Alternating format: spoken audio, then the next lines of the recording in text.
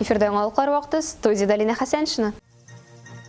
Әлмәттә юлдагы проблемаларга шишелеш эзлиләр.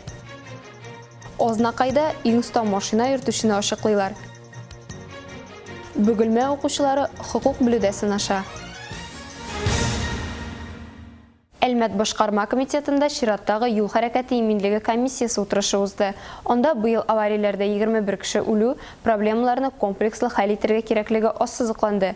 Районның иң куркыныч автоюл өлешендә куркынычсызлык чараларын көчәйтү мәсьәләсенә шишелеш эзләнде.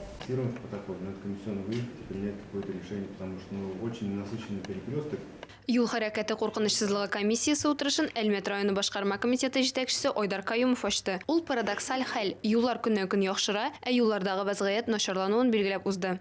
Причем большинство погибших у нас на территории именно трасс, на федеральных, на региональных дорогах.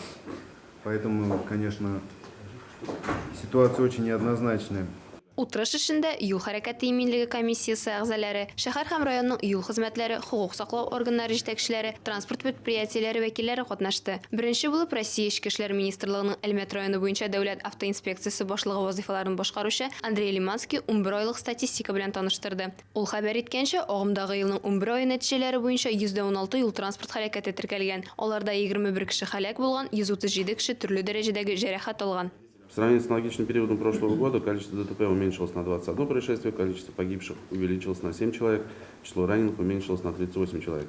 Утырышта катнашучылар хәлне тотрыкландыру һәм аварияләр күрсәткечләрен киметүгә юнәлдерелгән чаралар күрү максатыннан бурычлар билгеләделәр. Юл хәрәкәте иминлеген тәэмин итүдә үзара хезмәттәшлек нәтиҗәлелеген күтәрүне, юл хәрәкәтендә катнашучыларның кагыйдәләрне үтәвен профилактиклауны үз эченә алды. Утырыш ахырында җаваплы хезмәтләр юлларның кышкы торышы турында сөйләде. Комиссия йомгаклары буенча шәһәр администрациясенең функциональ бүлекчәләре белгечләренә каралган мәсьәләләрне хәл итү буенча тиешле йөкләмәләр бирелде.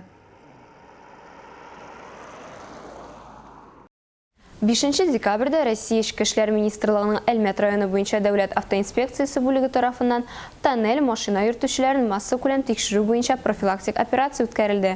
Ул исерек килеш машина йөртүчеләрнең юл хәрәкәте кагыйдәләрен бозуларын ачыклауга юнәлдерелгән. Әлеге операция барышында 80 машина йөртүче тикшерелә һәм 18 юл хәрәкәте кагыйдәләрен бозу очрагы ачыклана. Аларның 16-сы куркынычсызлык каешын эләктерми, 2 машинада балалар җайланмасы булмый. Ознакайда иң яхшы машина йөртүче 2022 бәйгесе узды. Чараны үткәрүнең максаты юл транспорт хәрәкәтләрен киметү һәм юл йөрү кагыйдәләре турында белемнәрне ныгыту. Бәйгене район җитәкчелеге Ознакай Дасаф бүлеге, Юхиди бүлеге белән берлектә оештырды. Илмира Шәрифуллина дәвам итә. Чарада авыл җирлеге башлыклары, бюджет учрежденияләре җитәкчеләре катнашты. Бәйге 2 турда узды. Беренчесендә катнашучылар теоретик сорауларга җавап биреп, икенче өлеш полигонда машина йөртү күнекмәләрен тикшерүгә багышланды. Әгерҗе авылы җирлеге башлыгы Назыйф Хәсәнов 4 минут эчендә барлык сорауларга да җавап бирергә өлгергән. Машина йөртү таныклыгын моннан 30 ел элек алган булган. Ул вакытта җиңелрәк иде. Хәзер сораулар да катлаулы, яшь тә бара диде ул. Biz yine bütünümüz yolda, bütünümüz rulda. Hazır bütünü машиналар, космак тихоходный тюль, современные, очень быстрые машины. Главное, чтобы мы на дорогах друг друга уважали. Бір-бірімізді енді біз құрметлі бере керек болабыз. Енді қағидаларын бұзмайша, потому что біздің қолда кішінің тұрмышы. Сукайыш авылы җирлеге башлыгы Зөлфия Закировага 58 яшь. Пенсия яшендә булуга карамастан руль артында йөри. Бүгін көндә дә мин тырышам инде правилаларны бозмаска, дөрес итеп йөрергә, машиналарда барган кешеләрне, водительләрне хөрмәт итәргә. Һәм инде үземнең тәҗрибәдән чыгып әйтәм, бер кашан да мин дөрес дип бармаска. Бәйгенең тагын бер үзенчәлекле ягы бар. Врачлар катнашында беренче ярдәм күрсәтү күнекмәләрен өйрәтү узды. Статистик мәгълүматларга караганда, юл транспорт һәлакәте булган урында беренче ярдәм тиз арада күрсәтелсә, үлем очраклары 20-25% кимиячәк. Бу чара күңелле дә файдалы да. Мондый бәйгеләр транспортлы предприятиеларда даими уздырыла. Ә монысы бераз үзгә. Бүген без бюджет учрежденияләреннән башларга булдык. Дасаф инициативасы белән беренче ярдәм күрсәтү күнекмәләрен өйрәтүне дә керттек. Профессионал осталык бәйгесендә барлыгы 60 машина йөртүче катнашты. Илмира Шәрифуллина, Рөстәм Акбаров, яңалыклар вакыты, Луч, Әлмәт телекомпаниясе. Бөгелмәдә Казан инновацион университеты күллияты базасында интеллектуаль хокукый уен узды. Анда шәһәр һәм район мәктәпләреннән 10 команда катнашты.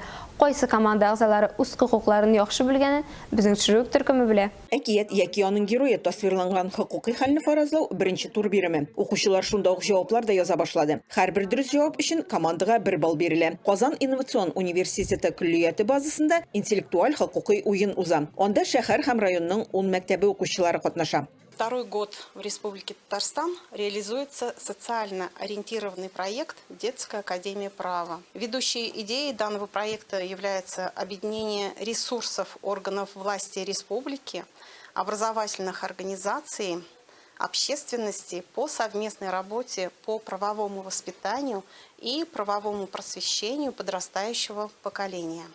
Уен барышында катнашучыларга закон һәм хукук турындагы сорауларга җавап бирергә, хукукый хәлләрне тикшерергә тәкъдим ителде. Барлык командалар да уенга яхшы әзерләнгән. Понравился первый тур, потому что там были легкие вопросы и легкий ответ. Мы работаем в команде, настроены на победу.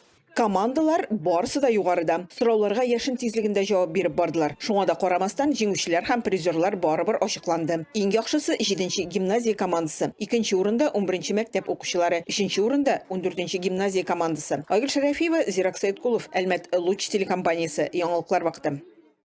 Халыкара инвалидлар көне кысаларында ел сайын декабрь башында инвалидлар 10 көнлеге башлана.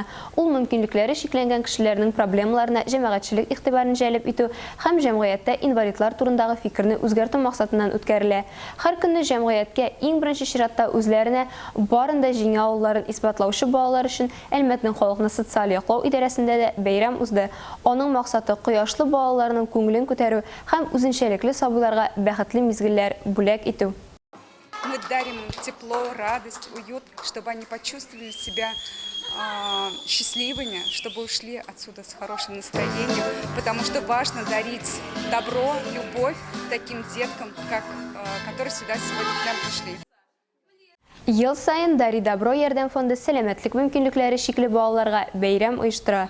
Волонтерлар интернат мәктәп укучыларына бәйрәм бүләк итә. Бу елны фестиваль 12нче тапкыр уза.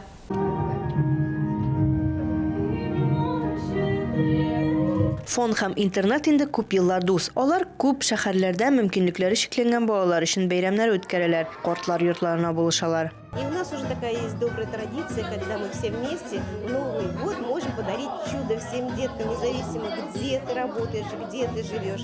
И дети действительно этого очень ждут. Дари Добро хәйрия фонды ел сайын инвалидлар декадасында багышланган игелек фестивале оештыра. Чараның максаты һәр балага кирәкле мәхәббәт һәм кайгырту, аның мөһим һәм кирәклеген җиткерү. Дети хоть и особенные, как называется, да, на самом деле, и их еще называют с ограниченными возможностями здоровья. На самом деле их возможности безграничны. В работе с ними я убеждаюсь в этом каждый раз. И это действительно особенная такая атмосфера, когда дети всегда готовы пойти на взаимоподдержку, на взаимовыручку. Они всегда поддерживают друг друга. Это очень теплая такая атмосфера, всегда приятно работать. Бәйрәмдә балалар чын әкияткә эләкте. Яңа ел викторинасында катнашты, үз куллары белән бәхет капчыгы булдырды, ә соңыннан Әлмәт Курчак театрының карлы тарихына чумды. Шулай ук балалар алдында шанс бию мәктәбенең махсус төркеме укучылары чыгыш ясады.